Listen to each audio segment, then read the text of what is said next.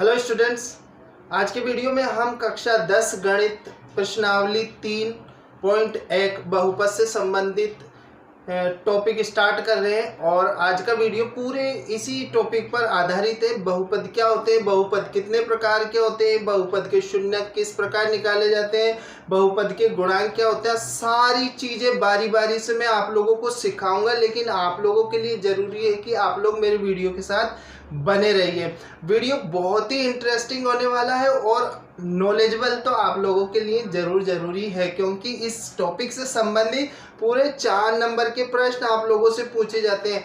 क्या सुना आप लोगों ने? पूरे 4 नंबर के प्रश्न आप लोगों से बोर्ड के एग्जाम में पूछे जाते हैं। तो वीडियो को ध्यान से देखिए। वीडियो पसंद आए तो इसको लाइक कर देना, दोस्तों के साथ शेयर करना, और अगर आप लोग चैनल पर नए तो चैनल को सब्सक्राइब करना, साथ में बेल आइकन को प्रेस जरूर करना, ताकि आप लोगों तक इस तरीके के नए वीडियो तुरंत पहुंच पाए। तो शुरू करते हैं आज का वीडियो और देखते हैं कि बहुपद क्या होते हैं। तो बहुपद देखो, यहाँ पर मैं आप लोगों को बताने वाला हूँ कि बहुपद जो होते हैं, एक a0 प्लस इस रूप में हमें x के मान के रूप में हमें एक बहुपद, एक व्यंजक दिया जाता है। क्या दिया जाता है? व्यंजक दिया जाता है यहाँ पर। और यहाँ पर इस तरीके से कोई fx के रूप में व्यंजक है, जहाँ पर a0 a1 x1 a2 x square plus an x की पावर n है। इस तरीके का ये एक कोई क्या है, व्यंजक है। अब सबसे पहले बात ये आती है कि व्यंजक क्या होता है। व्यंजक देखो, x या y के पदों में कोई कुछ मानों को, चर और अचर मानों को जोड़कर कुछ पद बना दिया जाता है, जिसको व्यंजक कहते हैं। व्यंजक की खास बात ये होती है कि इसके बराबर में 0 नहीं होता। ठीक है, ये मुख्य अंतर है समीकरण और व्यंजक में।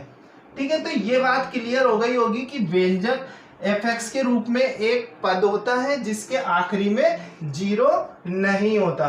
तो इस तरीके का जो व्यंजक होता है वो हमारा बहुपद कहलाता है, क्योंकि इसमें बहुपद का मतलब है, बहु का मतलब है बहुत सारे पद।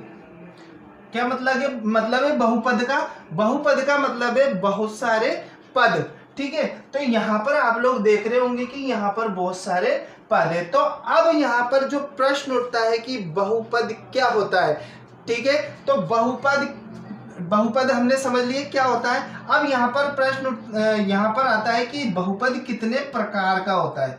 क्या बहुपद कितने प्रकार का होता है? तो देखो, बहुपद मुख्य रूप से इनको अगर आप लोग यहाँ पर घातों की बात करें तो देखो, यहाँ पर 1 घात है, 2 घात है, और यहाँ पर घातें बढ़ती जा रही हैं। तो जो प्रकार है बहुपद का वो हो जाएगा रेखीय बहुपद।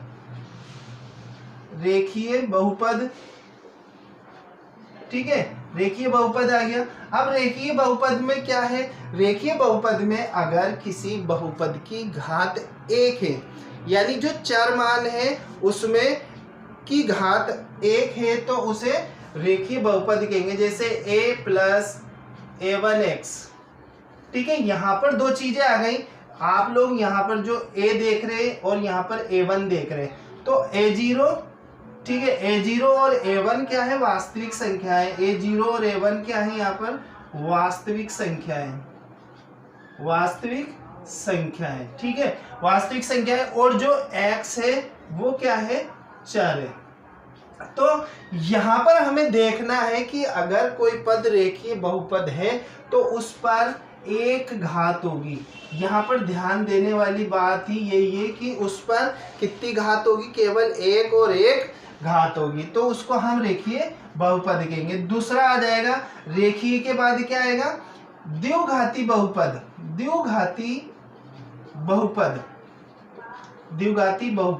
अब द्विघाती बहुपद में इसमें आ जाएगा a0 plus a1x plus a2x square. ठीक है, इस तरीके से जो सबसे बड़ी घात है वही बहुपद की घात कहलाएगी। नोट करने वाली बात है कि जो बहुपद में सबसे बड़ी घात है, ठीक है, जो सबसे बड़ी घात है वही क्या कहलाएगी, यहाँ पर बहुपद की घात कहलाएगी। तो यहाँ पर सबसे बड़ी घात कितनी आ गई, 2। देखो ये 1 हो गई, और अगर यहाँ पर कुछ नहीं है तो यहाँ पर मानते हैं अपन x की पावर 0 मानते हैं। तो सबसे बड़ी जो घात आई है वो 2 है, तो ये द्विघाती बहुपद हो जाएगा। इसी प्रकार त्रिघाती बहुपद, त्रिघाती बहुपद, त्रिघाती बहुपद क्या होगा, अगर सबसे बड़ी घात किसी बहुपद में सबसे बड़ी घात 3 आ जाती है तो उसे त्रिघाती बहुपद कहेंगे। a0 प्लस यहाँ पर x की पावर 0 को लिखने की जरूरत नहीं पड़ती, ठीक है। इस तरीके से a2x स्क्वायर प्लस a3x की पावर 3। तो इस तरीके से अगर सबसे बड़ी घात 3 आती है तो वहां पर ये त्रिघाती बहुपद हो जाएगा। अब यहाँ पर इसका जो मानक रूप आएगा ये आप लोगों ने ये देख लिया, द्विघात सरल रेखीय बहुपद का, द्विघाती बहुपद का, त्रिघाती बहुपद का। लेकिन जब हम इन सवालों को हल करेंगे, ये तो हम जो बेसिक जानकारी है वो ले रहे थे, लेकिन जब हम रेखीय बहुपद को, द्विघाती बहुपद को और त्रिघातीय बहुपद को जब हम हल करेंगे तो हमारे पास कितने कितने मान आएंगे। देखो यहाँ पर अगर हम बात करें रेखीय बहुपद की, तो रेखीय बहुपद में 1 घात है तो इसका हल कितना आएगा, 1 आएगा। द्विघातीय बहुपद में 2 घातें हैं यहाँ पर, तो हल कितना आएगा, इसका हल आएगा 2 आएगा, 2 हल निकलेंगे इसके। और त्रिघाती बहुपद में 3 घातें, तो इसका जो हल आएगा वो कितने आएंगे, हल 3 हल निकलेंगे। तो बारी बारी से इन सभी चीजों को हम सीखने वाले हैं, बस वीडियो के साथ आप लोग बने रहिए। तो ये हो गए बहुपद के प्रकार। अब देखो जो बहुपद के हल होते हैं, यानी कि बहुपद को जब हम हल करते हैं या बहुपद में ऐसा मान रखें जिन मानों को रखने पर हमें बहुपद का मान 0 प्राप्त होता है, तो वो कहलाते हैं बहुपद के शून्यक। बहुपद के शून्यक,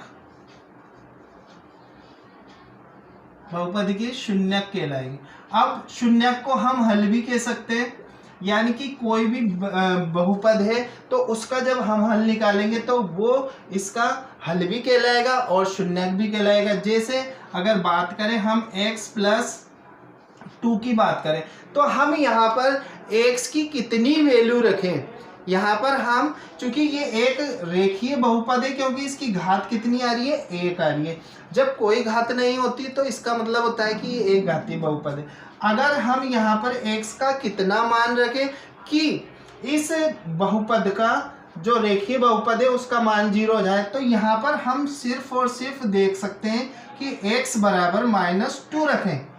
कितना रखें, x बराबर -2 रखें, तो ये हो जाएगा -2 प्लस 2। तो इन दोनों को जब हम जोड़ेंगे तो आंसर आएगा 0, ठीक है। इस तरीके से तो रेखीय बहुपद है तो उसका 1 मान रखने पर 0 प्राप्त हो रहा है। लेकिन अगर हम बात करें द्विघातीय बहुपद की, ठीक है, द्विघातीय बहुपद में हम एक उदाहरण ले लेते हैं, फिर उससे आप लोगों को मैं स्टूडेंट्स, द्विघाती जो बहुपद है उसमें उच्चतम घात कितनी है, 2। तो इसके यहाँ पर हमें 2 शून्यक प्राप्त होने वाले, तो इसको हल करने के लिए हम क्या करेंगे कि हमें 2 शून्यक प्राप्त हो जाए। इसमें द्विघातीय बहुपद को शून्यक निकालने की हम एक ट्रिक इस्तेमाल करेंगे। इसको हल करने के लिए हम क्या करेंगे, इसको मान लेंगे फर्स्ट, इसको लेंगे सेकंड और इसको मान लेंगे थर्ड। देखो यहाँ पर आप लोग देख रहे होंगे कि जो प्रथम पद है उसमें एक तो अचर संख्या है, क्या है, अचर संख्या है, और दूसरी है चर संख्या, ठीक है। दूसरी चर संख्या है, यहाँ पर केवल चर संख्या है और यहाँ पर अचर संख्या है। तो इस तरीके का अगर आप लोगों को द्विघात बहुपद प्राप्त होता है तो उसका हम शून्यक कैसे निकालेंगे। तो सबसे पहला स्टेप में क्या करना होता है, हमें फर्स्ट और थर्ड जो पद है उनके फर्स्ट से x² का गुणा और थर्ड से अचर पद को लिख देंगे, यहाँ पर गुणा कर देंगे। तो यहाँ पर हमारे पास आ गया 3 × -4 यानी माइनस के हमारे पास 12 आ गया। अब हमें क्या करना है, इस 12 को इस तरीके से सेट करना है कि हमारे पास जो यहाँ पर x -1 आ रहा है। इसका मतलब है कि x को हमने काय से मल्टीप्लाई करा है, -1 इंटू x करा है। तो इसका ये मतलब हुआ कि हमें 12 भी आ जाए और हमारा जो बीच का वाला मान है वो भी हमें प्राप्त हो जाए। तो हमें इसके लिए क्या करना होगा कि हमें 4 और 3 को इस तरीके से सेट करना है। सबसे पहले तो हम ये देखेंगे कि जब हमने प्रथम और तृतीय पद को गुणा करा, उनके गुणांकों को गुणा करा, तो हमारे पास 12 आ गए। अब 12 किस किस पहाड़े में आते हैं, यानी किस किस टेबल्स में हमें 12 प्राप्त होते हैं। तो एक तो ये 12 प्राप्त हो गए, यहाँ पर 3 चौक 12 आए रहे, 6 गुणा 2 भी होते, 6 दूनी 12 और 12 एकम 12 भी होते हैं। ये पूरी प्रोसेस हल करने की आप लोगों को आगे बहुत काम आएगी, पूरी बता रहा हूँ, ध्यान से देखिए आप लोग। तो ये हुए 12 एकम 12। अब देखो यहाँ पर हमारे पास, हमने यहाँ पर चूंकि एक माइनस में और एक प्लस में है, चिन्ह सहित लेना है। आप लोगों को क्या करना है, चिन्ह सहित लेना है, इस चीज पर ध्यान देना। तो यहाँ पर आ गया -12 और यहाँ पर अगर हम देखें तो हमने केवल माइनस का, यहाँ पर प्लस की संख्याएं ली है। तो हम किसी को भी, हमारे पास 12 तो आ ही रहा है, लेकिन हम इसको कैसे भी करके सेट करेंगे। तो हमें क्या करना है कि हमें जो x का गुणांक है ये लेके आना है। तो आप लोग देख रहे हो कि 12 मात्र इन 3 कॉम्बिनेशन से 12 आ रहे हैं। तो अब आप लोगों को क्या करना है कि जो माइनस का 1 है, ठीक है, चिन्ह को भी भूल जाओ आप लोग, केवल 1 देख लो कि हम इन जो ये गुणनखंड आए 12 के, इनको क्या बोलते हैं, गुणनखंड बोलते हैं। तो 12 के जो गुणनखंड आए कि इनको किस तरीके से आपस में जोड़े और घटाना है। केवल इस चीज का ध्यान रखना है आप लोगों को कि इन दोनों गुणनखंडों को आपस में या तो जोड़ दो या फिर घटा दो, तो हमारे पास 1 आना चाहिए। लेकिन यहाँ पर माइनस का है, तो हम यहाँ पर देखें तो 6 में से अगर 2 घटाएंगे तब भी हमारे पास 1 नहीं आएगा, और 12 में से 1 घटाएंगे तब भी 1 नहीं आएगा। तो हमारे पास मात्र एक ये विकल्प आ रहा है कि अगर हम माइनस का 4 ले लें और प्लस के 3 ले लें, ठीक है, या फिर इसको यूं कहें कि 3 माइनस इसको 4 लिख दे, तो हमारे पास माइनस का 1 आ जाता है। ठीक है, तो हम -1 की जगह लिखेंगे, -1 की जगह लिखेंगे 3 माइनस, यहाँ पर आप लोग देख रहे हैं कि -4 + 3 बराबर -1 आ रहा है, या इसको हम ऐसे भी लिख सकते हैं 3 - 4। इस तरीके से हम दोनों कॉम्बिनेशंस में से कोई सा भी कॉम्बिनेशन लिख सकते हैं -1 की जगह। ठीक है, तो हम लिख देते हैं 3x²। अब देखो पूरा -1 ले लिया हमने, पूरा -1 ले लिया, तो हमें केवल डायरेक्ट क्या लिखना है, 3। जब हमने माइनस उधर ले लिया तो यहाँ प्लस हो गया, तो यहाँ पर हम 4x -4 लिख देंगे इसको। अब बारी बारी से x को 3 से गुणा करेंगे और x को 4 से गुणा करेंगे, तो ये हो जाएगा 3x, यहाँ हो जाएगा 3x² + 3x - 4x, और ये आ जाएगा, x को 4 से गुणा करा तो ये आ गया 4। अब हम यहाँ से क्या करेंगे, 3x कॉमन ले लेते हैं, क्योंकि यहाँ पर अगर देखें 2 के जोड़े बनाने पर तो यहाँ पर 3x कॉमन आ रहा है, तो 3x कॉमन निकाला तो यहाँ पर हो गया x + 1, 3x पूरा निकल गया तो यहाँ पर 1 बच गया। अब यहाँ पर देखो, यहाँ पर क्या कॉमन आ रहा है, माइनस भी है और 4 कॉमन आ रहा है, तो यहाँ पर हम ले लेंगे 4 और ये हो जाएगा x + 1। अब देखो यहाँ पर हमें ये प्राप्त हो गए 2, तो इस पूरे x + 1 को हमें बाहर निकालना है।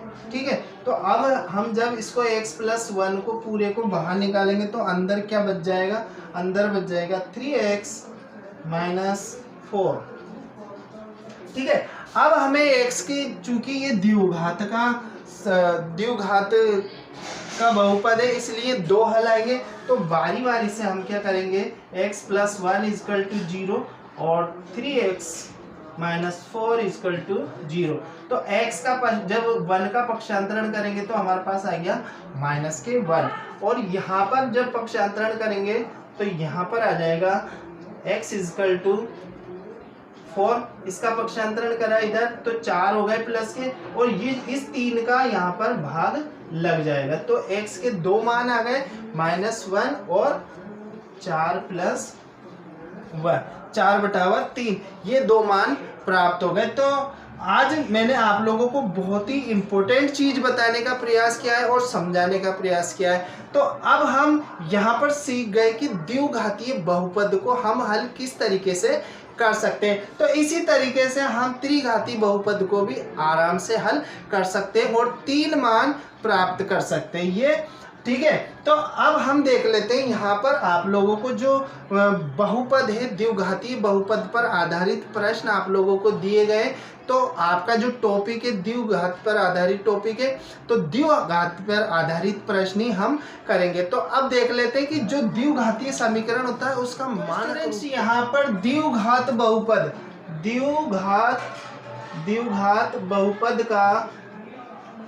द्विघात बहुपद का मानक रूप है x square plus b x plus c. X square का गुणांक ए है, एक्स का गुणांक बी है और सी अचर पद है। तो अब इसके जो द्विघात है उसके 2 शून्यक होंगे, यानी कि जब हम इसको हल करेंगे तो 2 हल आएंगे। 2 मान रखने पर 2 बार इसका मान 0 होगा। ठीक है। तो इसके शून्य का मान लेते हैं अल्फा बीटा है। ठीक है, अल्फा बीटा है। तो इन शून्यकों में क्या संबंध होता है? इन शून्यकों में संबंध होता है कि शून्यकों का योगफल अगर हम करें तो वो आता है -b/a। ठीक है, b/a का मतलब है कि b का गुणांक x का गुणांक बराबर -x का गुणांक। ठीक है, x का गुणांक बटावा a यानी x स्क्वायर का गुणांक।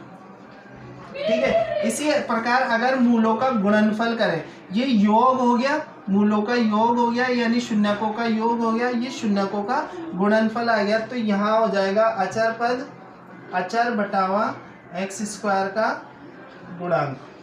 जो संबंध है मूलों का योग और मूलों का गुणनफल, इसको भी आप लोगों को याद रखना है। और ये आज के वीडियो में आप लोगों को मैंने बहुपद के बारे में बेसिक जानकारी दी है। आशा है आप लोगों को ये जानकारी पसंद आई होगी। अगर पसंद आई तो आप लोग एक बार इस वीडियो को लाइक कर दें, दोस्तों के साथ शेयर कर दें और अगर चैनल पर नए तो चैनल को सब्सक्राइब कर दें, साथ में बेल आइकन को प्रेस कर दें इस तरीके के वीडियो प्राप्त करने के लिए। तो अगले वीडियो में हम फिर मिलेंगे और इससे संबंधित जो प्रश्न है उनको हल करना सीखेंगे।